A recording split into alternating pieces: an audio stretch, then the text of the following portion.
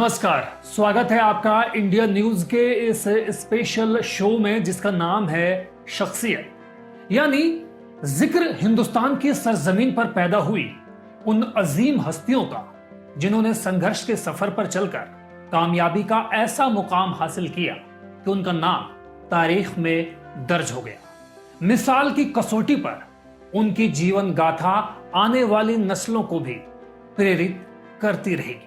साथियों, मैं हूं आपका होस्ट जुबैर खान। शख्सियत की इस सीरीज में हम बात कर रहे हैं देश के प्रधानमंत्रियों की, जिसमें आज जिक्र उस प्रधानमंत्री का जो तकरीबन 12 साल तक डिप्टी कलेक्टर के पद पर आसीन रहे, जो आपातकाल के बाद पहले गैर कांग्रेसी प्रधानमंत्री बने, जिस भारतीय प्रधानमंत्री को भारत ने भारत रत्न और पाकिस्तान ने निशाने पाकिस्तान जैसे सर्वोच्च नागरिक पुरस्कारों से नवाजा, जिन्होंने 91 साल की उम्र में दुनिया के सबसे उम्रदराज प्रधानमंत्री बनने का रिकॉर्ड कायम किया, जिन्होंने सख्त लहजे में इंदिरा गांधी को गूंगी गुड़िया तक कह डाला, जो कांग्रेस में रहते हुए भी इंदिरा गांधी के ताजिंदगी मुखालिफ रहे।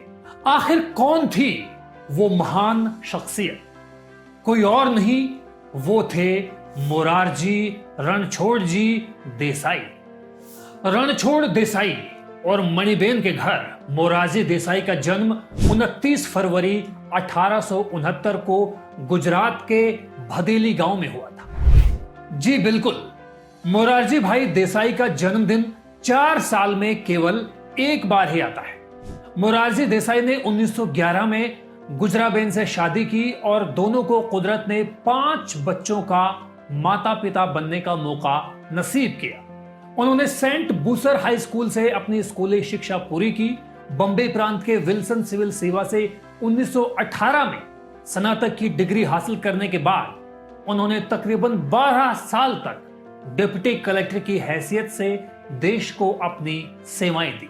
गुजरात में डिप्टी कलेक्टर के पद पर कार्य के दौरान देसाई जी महात्मा गांधी जी और बाल गंगाधर तिलक के संपर्क में आए, जिनसे मिलने के बाद वो उनसे बेहद प्रभावित हो गए। इसी बीच 1929 में देसाई का ब्रिटिश न्याय व्यवस्था में विश्वास खो चुका था, लिहाजा उन्होंने सरकारी नौकरी छोड़कर आजादी की लड़ाई में भाग लेने का बड़ा फैसला कर डाला। 1930 में जब देश में महात्मा गांधी के द्वारा शुरू किया गया सविनय अवज्ञा आंदोलन अपने चरम पर था, तो मोरारजी देसाई तन मन धन से उसमें शामिल हो गए। वास्तव में यह एक मुश्किल फैसला था, लेकिन देसाई जी ने महसूस किया कि जब देश को गुलामी की जंजीरों से मुक्ति दिलाने का सवाल हो तो बड़े और असाधारण फैसले लेने ही पड़ते हैं। राष्ट्रीय आंदोलनों के दौरान देसाई को 3 बार जेल जाना पड़ा। 1931 में मोरारजी देसाई अखिल भारतीय कांग्रेस कमेटी के सदस्य बन गए और फिर 1937 तक गुजरात प्रदेश कांग्रेस कमेटी के सचिव रहे। जब पहली कांग्रेस सरकार ने 1937 में कार्यभार संभाला तो मोरारजी देसाई राजस्व, कृषि, वन और सहकारिता मंत्रालय के मंत्री बनाए गए। महात्मा गांधी द्वारा शुरू किए गए सत्याग्रह के दौरान भी देसाई को गिरफ्तार किया गया था। अक्टूबर 1941 में उन्हें जेल से रिहाई मिली, लेकिन अगस्त 1942 में भारत छोड़ो आंदोलन के दौरान उन्हें एक बार फिर से गिरफ्तार कर जेल की सलाखों के पीछे धकेल दिया गया। इस बार उन्हें 1945 में इस कठोर कारावास से आजादी मिली।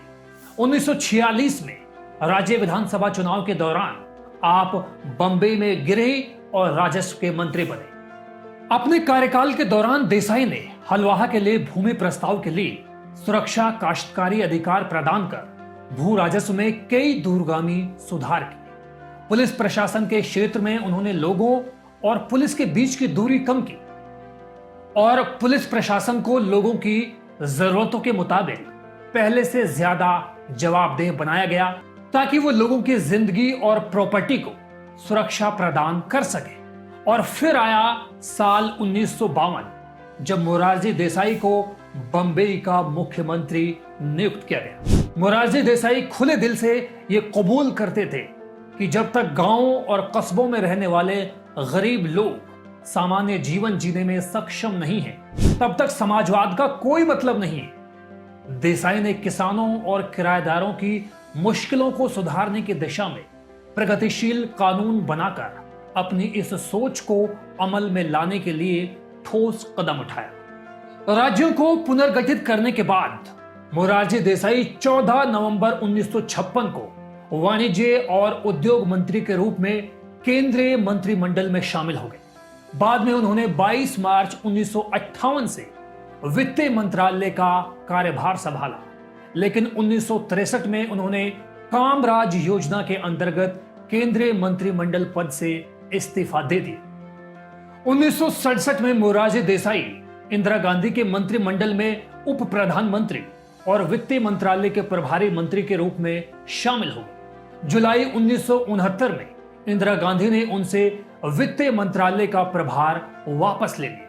मोरारजी देसाई ने इस बात को माना कि प्रधानमंत्री के पास यकीनन सहयोगियों के विभागों को बदलने का विशेषाधिकार मौजूद है, लेकिन उनके आत्मसम्मान को इस बात से ठेस पहुंची कि इंदिरा गांधी ने इस बात पर उनसे परामर्श करने का सामान्य शिष्टाचार भी नहीं दिखाया। इसलिए उन्हें यह लगा कि उनके पास भारत के उप प्रधानमंत्री पद से इस्तीफा देने के अलावा कोई और विकल्प नहीं था, और इस तरह जिसकी उम्मीद जताई जा रही थी वही हो गया। 1969 में आखिरकार आपसी मतभेदों की वजह से कांग्रेस पार्टी का विभाजन हो गया। देश में कांग्रेस पार्टी में पड़ी इस टूट फूट को लेकर तरह तरह की बातें होने लगी। लिहाजा मोरारजी देसाई ने मन बनाया कि कांग्रेस संगठन में ही वो बने रहेंगे। 2 साल बाद यानी 1971 में आपको संसद के लिए चुन लिया गया। और फिर आया साल 1975।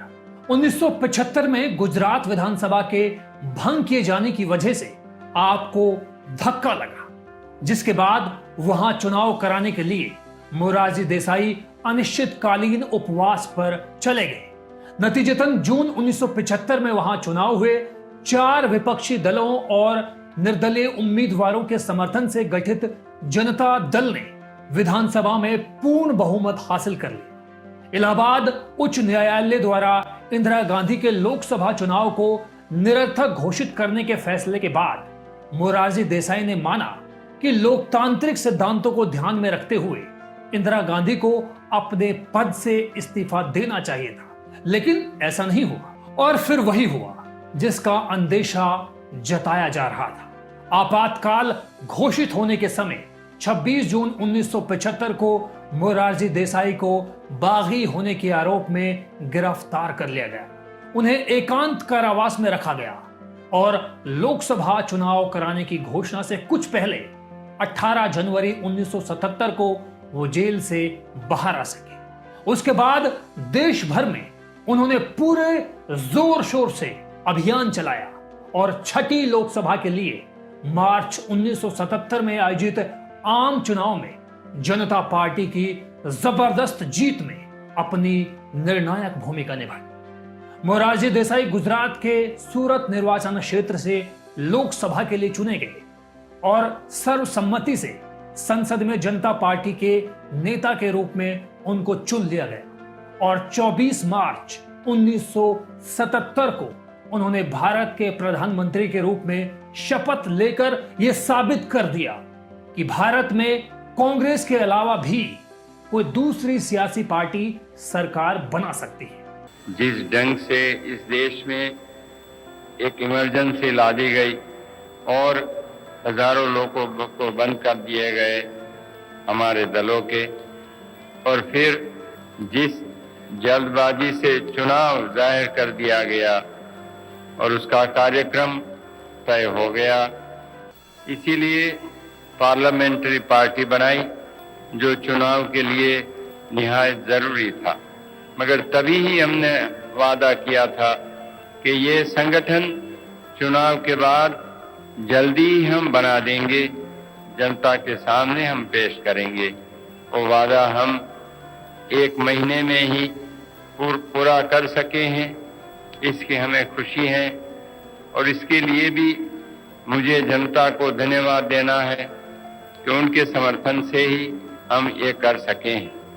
1977 से 1979 तक भारत के प्रधानमंत्री रहे मोरारजी देसाई के बारे में मशहूर था कि वो सख्त किस्म के गांधीवादी और दीवानगी की हद तक ईमानदार थे। प्रधानमंत्री के रूप में अपना कार्यकाल पूरा नहीं कर पाने और चौधरी चरण सिंह से मतभेदों के चलते उन्हें अपना पद छोड़ना पड़ा। प्रधानमंत्री के रूप में मोरारजी देसाई चाहते थे कि भारत के लोगों को इस हद तक निडर बनाया जाए कि देश में कोई भी व्यक्ति, चाहे वो सर्वोच्च पद पर ही आसीन क्यों ना हो, अगर कुछ गलत करता है तो कोई भी उसे उसकी गलती बता सकता है।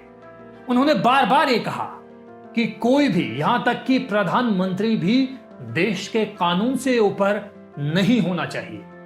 राजनीति छोड़ने के बाद मोरारजी देसाई मुंबई में रहा करते थे। 10 अप्रैल 1995 को 99 साल की उम्र में मोरारजी देसाई का देहांत हो गया। कहते हैं कि अपनी लंबी उम्र के राज के पीछे मोरारजी देसाई खुद का मूत्र पीना बताते थे। हो सकता है कि आपको यह बात थोड़ी हैरत अंगेज लगे, लेकिन यह सच है कि मोरारजी देसाई खुद के मूत्र पीने की वकालत किया करते थे और वो इसके साइंटिफिक फायदे भी गिनवाते थे। तो शख्सियत के इस स्पेशल एपिसोड में आज बस इतना ही। अगले एपिसोड में हम फिर उठाएंगे किसी और प्रधानमंत्री से जुड़े कहे अनकहे, सुने अनसुने किस्सों से राज। तो तब तक के लिए मुझे दीजिए इजाजत। नमस्कार, आदाब।